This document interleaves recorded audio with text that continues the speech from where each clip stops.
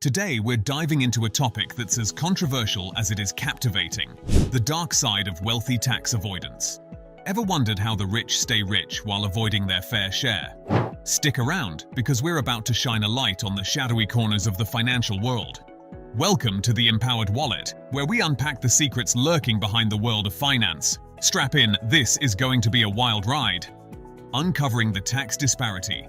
In the world of colossal fortunes, Warren Buffett stands as a titan, his wealth woven intricately through Berkshire Hathaway's vast empire. With holdings in companies like Geico and Dairy Queen, and substantial stakes in giants like Apple and Coca-Cola, Buffett's wealth is staggering, reflected in Berkshire Hathaway's skyrocketing stock prices. However, despite his immense riches, Buffett famously pays a lower tax rate than his own secretary. While she shoulders the burden of income taxes on her salary, Buffett's wealth is mainly tied to capital gains from sold stock, taxed at nearly half the rate. This stark contrast in tax obligations illuminates a pervasive issue: the wealthy are undertaxed.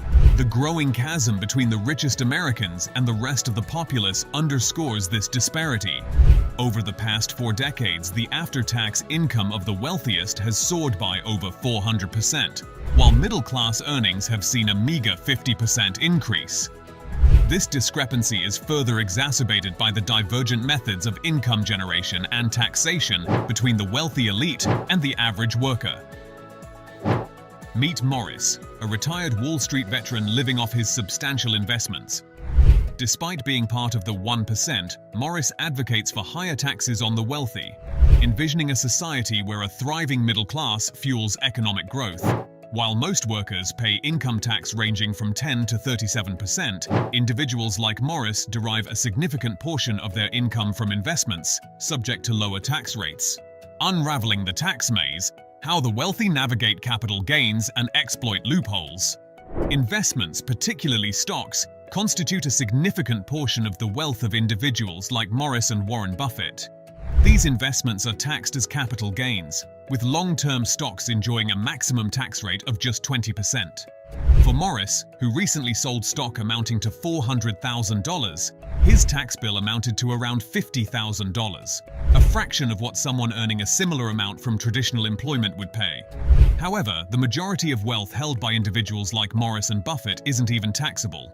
While their net worth may appear astronomical due to their stock holdings, this wealth remains intangible, as it is only taxed upon sale. Jeff Bezos, for instance, owes much of his status as the richest man in America to his Amazon stock, yet he pays minimal taxes until he chooses to sell. Some billionaires, such as Elon Musk, leverage their stock holdings to secure loans, effectively living off borrowed funds without triggering tax liabilities. This loophole, no sale, no taxes, allows the ultra-rich to amass wealth while avoiding substantial tax obligations.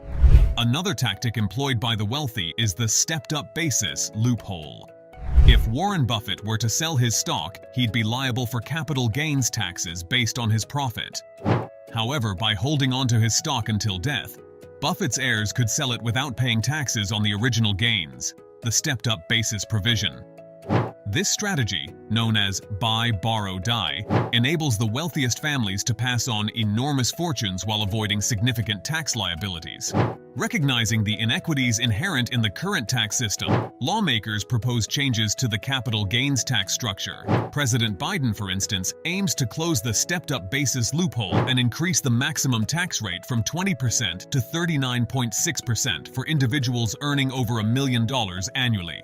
These proposed reforms seek to address the disparities in taxation and ensure that the ultra-rich contribute their fair share to society's coffers. Rethinking tax policy, addressing inequities in capital gains taxation. Critics of proposed reforms to the capital gains tax structure voice concerns that such changes may deter individuals from investing in the stock market or prompt current millionaires to reduce their stock sales. However, advocates argue that these reforms could significantly bolster tax revenues, with estimates ranging from $200 billion to double that over the course of a decade.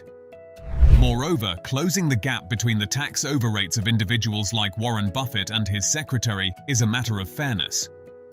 While Buffett's wealth largely remains unrealized and untaxed, his secretary faces higher tax rates on her salary, highlighting the need for reform. There are numerous avenues to enhance the fairness of the tax system, including implementing taxes on wealth and gains in the stock market. Many Americans express frustration at the perception that wealthy individuals are not paying their fair share, prompting calls for change. While altering capital gains taxes alone may not provide a comprehensive solution, advocates contend that it represents a pragmatic starting point.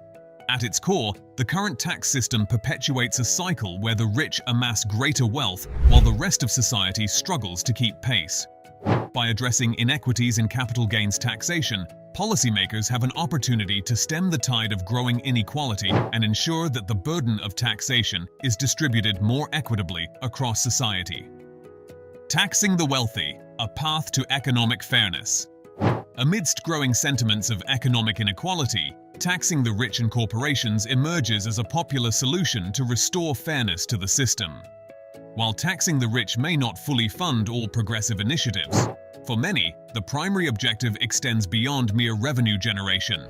Solana Rice, co-founder of Liberation in a Generation, emphasizes the importance of taxation for pre-distribution and redistribution, framing it as a means to invest in essential societal needs. In her view, the notion of taxing sufficiently to cover all expenses is unrealistic, highlighting the necessity of alternative strategies to address economic disparities.